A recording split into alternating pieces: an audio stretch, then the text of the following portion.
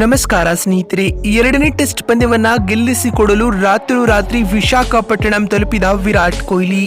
Team ಇಂಡಿಯಾದ ಅಭಿಮಾನಿಗಳಿಗೆ ಸಿಕ್ತು ದೊಡ್ಡ ಶುಭ ಸುದ್ದಿಯ ಸಂಪೂರ್ಣ ಮಾಹಿತಿ ಏನು ಎಂಬುದನ್ನು ತಿಳಿಯುವುದಕ್ಕಿಂತ ಮೊದಲು ನೀವು ಕೂಡ ವಿರಾಟ್ ಕೊಹ್ಲಿರವರ ಅಭಿಮಾನಿಗಳಾಗಿದ್ದರೆ ತಪ್ಪದೇ ಈ ಕೂಡಲೇ ಈ ವಿಡಿಯೋಗೊಂದು ಲೈಕ್ ಮಾಡಿ.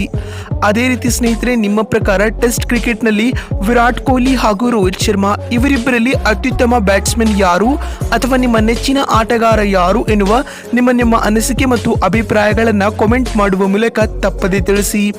ಹೌದು ಸ್ನೇಹಿತರೆ, ನಿಮಗೆಲ್ಲ ತಿಳಿದಿರುವಂತೆ ಈಗಾಗಲೇ ಹೈದರಾಬಾದ್ನಲ್ಲಿ ನಡೆದ ಭಾರತ ಹಾಗೂ ಇಂಗ್ಲೆಂಡ್ ನಡುವಿನ ಮೊದಲ ಟೆಸ್ಟ್ ಪಂದ್ಯವನ್ನ ಟೀಂ ಇಂಡಿಯಾವು ವಿರೋಚಿತವಾಗಿ 28 ರನ್ಗಳಿಂದ ಸೋಲೊಪ್ಪಿಕೊಂಡಿದೆ.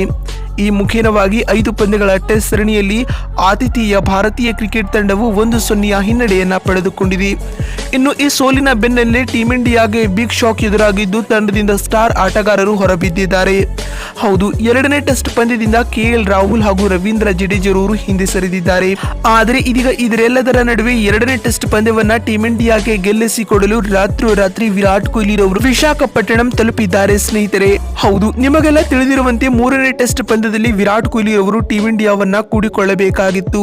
ಆದರೆ ಇದೀಗ ಟೀಂ ಇಂಡಿಯಾವು ಸಂಕಷ್ಟದಲ್ಲಿರುವ ಕಾರಣ ರೋಹಿತ್ ರವರು ರಾತ್ರಿ ಕೊಹ್ಲಿ ರವರಿಗೆ ಬುಲಾವ್ ಕೊಟ್ಟಿದ್ದಾರೆ. ಈ ಮುಖೇನವಾಗಿ ಎರಡನೇ ಟೆಸ್ಟ್ ಪಂದ್ಯದಲ್ಲಿ ಟೀಂ ಇಂಡಿಯಾದಲ್ಲಿ ವಿರಾಟ್ ಕೊಹ್ಲಿ ರವರು ಕಾಣಿಸಿಕೊಳ್ಳುವುದು ಬಹುತೇಕ ಕನ್ಫರ್ಮ್ ಅಂತಾನೆ ಹೇಳಬಹುದು. ಇದೇ ಕಾರಣದಿಂದಾಗಿ ಇದೀಗ ವಿರಾಟ್ ಕೊಹ್ಲಿ ರವರು ರಾತ್ರಿ ಎರಡನೇ ಟೆಸ್ಟ್ ಪಂದ್ಯಕ್ಕೂ ಮುನ್ನವೇ ವಿಶಾಖಪಟ್ಟಣಂ ತಲುಪಿದ್ದಾರೆ ಸ್ನೇಹಿತರೆ. ಆದರೆ ಇನ್ನೂ ಕೂಡ ಕನ್ಫರ್ಮ್ ಆಗಿಲ್ಲ ವಿರಾಟ್ ಕೊಹ್ಲಿ ರವರು ಎರಡನೇ ಟೆಸ್ಟ್ ಪಂದ್ಯದ ಪ್ಲೇಯಿಂಗ್ 11 ನಲ್ಲಿ ಕಾಣಿಸಿಕೊಳ್ಳಲಿದ್ದಾರಾ ಅಥವಾ ಇಲ್ಲ ಎನ್ನುವುದು.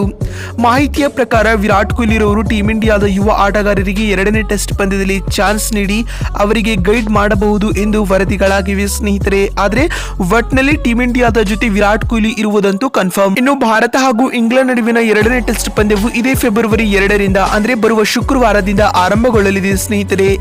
ಇಂಡೋ ಇಂಗ್ಲೆಂಡ್ ನಡುವಿನ ಎರಡನೇ ಟೆಸ್ಟ್ ಪಂದ್ಯವು ವಿಶಾಖಪಟ್ಟಣಂನ ಡಾಕ್ಟರ್ YS ರಾಜಶೇಖರ್ ರೆಡ್ಡಿ ಅಂತಾರಾಷ್ಟ್ರೀಯ ಕ್ರೀಡಾಂಗಣದಲ್ಲಿ ನಡೆಯಲಿದೆ. ಒಂದು ವೇಳೆ ನಿಮಗೇನನ್ನಿಸುತ್ತದೆ ಭಾರತ ಹಾಗೂ ಇಂಗ್ಲೆಂಡ್ ನಡುವಿನ ಎರಡನೇ ಟೆಸ್ಟ್ ಪಂದ್ಯವನ್ನ ಯಾರು ಗೆಲ್ಲಬಹುದು ಎನ್ನುವ ನಿಮ್ಮ ಅನಿಸಿಕೆ ಹಾಗೂ ಅಭಿಪ್ರಾಯಗಳನ್ನ ತಪ್ಪದೇ ಕಾಮೆಂಟ್ ಮಾಡುವ ಮೂಲಕ ತಿಳಿಸಿ. ವಿಡಿಯೋವನ್ನ ಇಲ್ಲಿವರೆಗೂ ನೋಡಿದ್ದಕ್ಕಾಗಿ ಧನ್ಯವಾದಗಳು.